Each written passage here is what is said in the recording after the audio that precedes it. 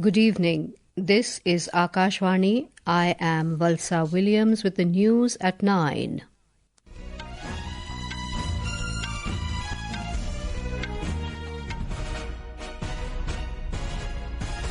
The headlines.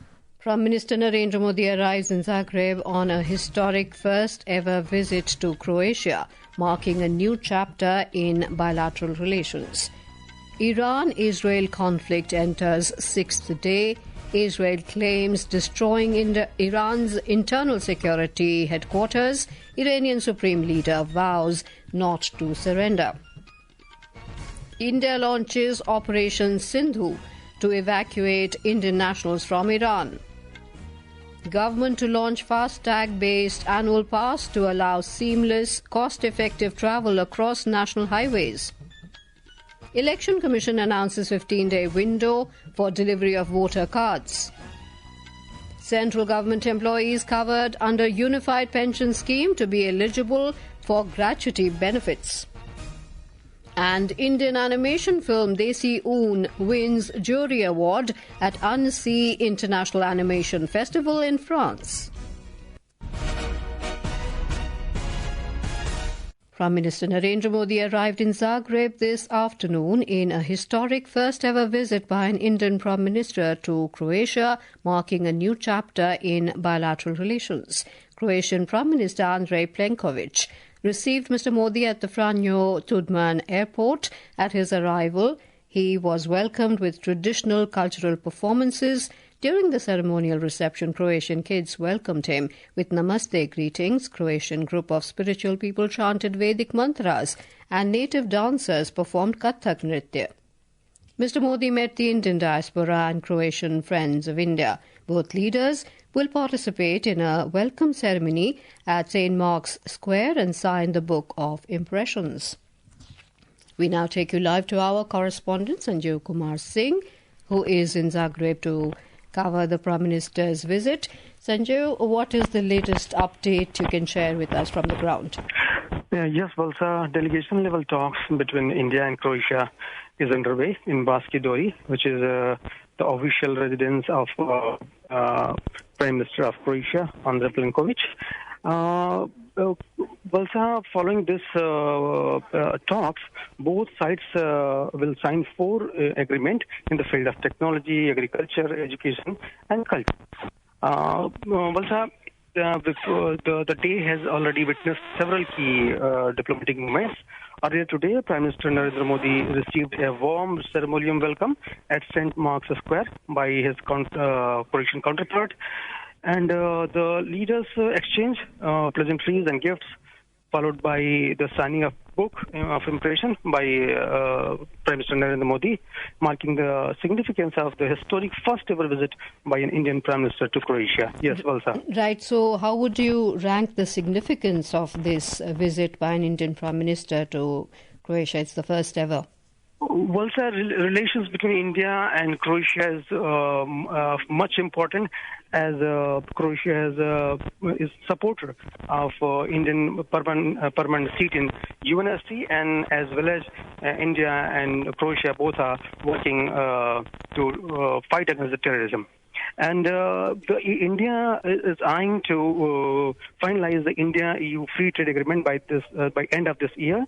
So the Croatian role may be important for that also. Right. The Prime Minister's visit to Croatia and the Cyprus is in the view of India and EU free trade agreement. Right. Thank you, Sanjay, for those details. In just a short while, both Prime Ministers will issue a press statement outlining the outcome of their discussions and the way forward for India-Croatia relations. Prime Minister Narendra Modi has firmly told the US President Donald Trump that India has never accepted third-party mediation to resolve issues with Pakistan and will never accept it. Mr. Modi held a telephonic conversation with President Trump and discussed the recent Operation Sindhu. The Prime Minister's remarks came following US President's repeated claims of taking credit for the ceasefire between India and Pakistan. Foreign Secretary Vikram Misri said that during the 35-minute conversation, the Prime Minister clearly conveyed to Mr. Trump that talks were never held at any level on India-America trade deal or on mediation by the US for cessation of the recent military action between India and Pakistan.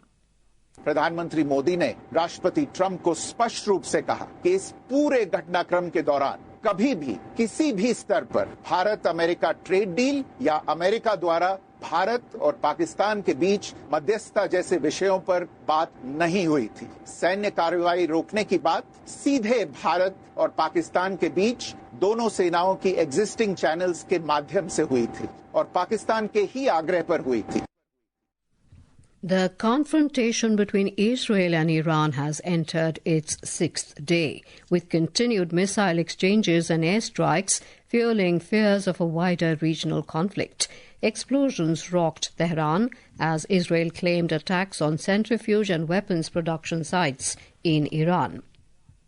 The attacks came after Iran launched more missiles towards Israel, including the hypersonic FASTag projectile, claiming the weapon broke through Israeli air defenses. Israel's Defense Minister Katz claimed that Israeli jets destroyed the Iranian regime's internal security headquarters. Israeli military spokesman Efi Defrin has said that the IDF hit 1,100 targets in Iran since the conflict began. On the other hand, Iran's Supreme Leader Ayatollah Ali Khamenei warned that any US strikes against Iran will have serious and irreparable consequences. In a televised address, Khamenei said Iran will stand firm against an imposed war. Responding to US President Donald Trump's call for surrender, Khamenei said the Iranian nation will not surrender. US President Donald Trump, meanwhile, declined to reveal his position on joining Israeli strikes on Iran. Speaking to the media at the White House, Mr. Trump said Iran is in big trouble and wants to negotiate. However, he also made it clear that Iran can under no circumstances have a nuclear weapon. Meanwhile, Russian Deputy Foreign Minister Sergei Ryabkov has warned that direct US military assistance to Israel could radically destabilize the situation in West Asia. A report. The International Atomic Energy Agency has confirmed that Israeli airstrikes have damaged two key centrifuge production sites, one in Karachi and another in Tehran Nuclear Research Center. Iran's Foreign Ministry spokesperson Ismail Baghei has warned that any US involvement would be a recipe for an all-out war in the region. Tehran has vowed to respond forcefully to further attacks, with Supreme Leader Ayatollah Khamenei condemning Israel for striking while nuclear talks with US were still ongoing. The conflict has sparked mass civilian evacuations in Iran. Thousands are fleeing Tehran, with heavy traffic clogging highways out of the capital. Reports of widespread damage and civilian injuries are mounting. In Israel, air raid sirens continue to sound in multiple cities. Ben Gurion Airport remains closed and US Embassy and Consulate have suspended operations through the end of the week. Israel has issued evacuation warning to residents in southwestern Tehran, signaling that more strikes could follow. The crisis is reverberating across the Gulf. Dubai and other cities remain on high alert, bracing for any potential spillover. In a humanitarian gesture, the United Arab Emirates has waived visa overstay penalties for Iranians unable to return home due to the hostilities. Vinod Kumar, Akashvani News, Dubai. India has launched Operation Sindhu to evacuate Indian nationals from Iran in view of the deteriorating situation due to the ongoing conflict between Iran and Israel. As a first step, the Indian Embassy in Tehran has evacuated 110 Indian students from northern Iran, assisting them in safely crossing over into Armenia yesterday. The students travelled by road to the Armenian capital Yerevan under the supervision of Indian missions in Iran and Armenia. The External Affairs Ministry said in a statement that these students departed Yerevan on a special flight this afternoon and will arrive in New Delhi in the early hours tomorrow as part of the initial stages of Operation Sindhu. This is Akashvani giving you the news. For quick news updates round the clock, follow us on our X handle at AIR News Alerts, and for details of stories and more, log on to our website www.newsonair.gov.in and download News on AIR app. Welcome back. You're with us on the news at 9. Minister of State for Ministry of Personnel, Public Grievances and Pensions, Dr. Jitendra Singh, today announced that the central government employees covered under the Unified Pension Scheme will now be eligible for retirement and death gratuity benefits. Addressing a press conference on the completion of 11 years of NDA government, the minister said the move addresses a significant demand of government staff and brings parity in retirement benefits. The government will introduce a FASTag-based annual pass priced at 3,000 rupees from the 15th of August this year, which will enable seamless and cost-effective travel across national highways throughout the country. This annual pass will be valid for 1 year from the date of activation or up to 200 trips. This pass is designed exclusively for non-commercial private vehicles such as cars, jeeps and vans. In a social media post, Minister of Road Transport and Highways Nitin Gadkari made this announcement and said that this move will be a transformative step towards hassle-free highway travel. The Election Commission has decided to fast-track electors' photo identity cards, EPICs, delivery to the electors. Now, the electors will get EPICs within 15 days of update in the electoral rolls. The Commission has introduced a new standard operating procedure enabling the faster delivery of EPICs, including new enrolment of an elector or change in any particulars of an existing elector. According to the Commission, the new system will ensure real-time tracking of each stage right from the EPIC generation by the electoral registration officer till the delivery of EPIC to the electors. Desi Oon, an animation film by filmmaker Suresh Eriath, has brought international acclaim to Indian animation by winning the Jury Award for Best Commissioned Film at the Annecy International Animation Festival 2025 in France. The film was recently crowned Best Film at the World Audio, Video and Entertainment Summit Waves 2025, which was held in Mumbai. In addition to the Annecy honour, the film has also been shortlisted at Cannes Lions 2025 in the Filmcraft Lions category, making it a landmark achievement for India's animation industry. Speaking exclusively to Akashvani News, the director of the animation film Suresh Eriath shared his experience.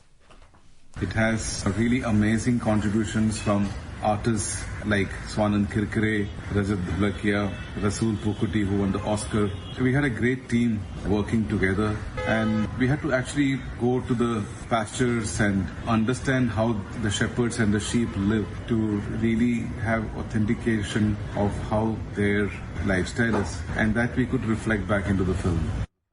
At least 208 victims of the Air India plane crash in Ahmedabad have so far been identified through DNA matching, and 173 bodies have been handed over to their families. Medical Superintendent of Ahmedabad Civil Hospital, Dr. Rakesh Joshi, told the media authorities are matching DNA samples to establish the identity of the victims, as many bodies were charred beyond recognition or damaged.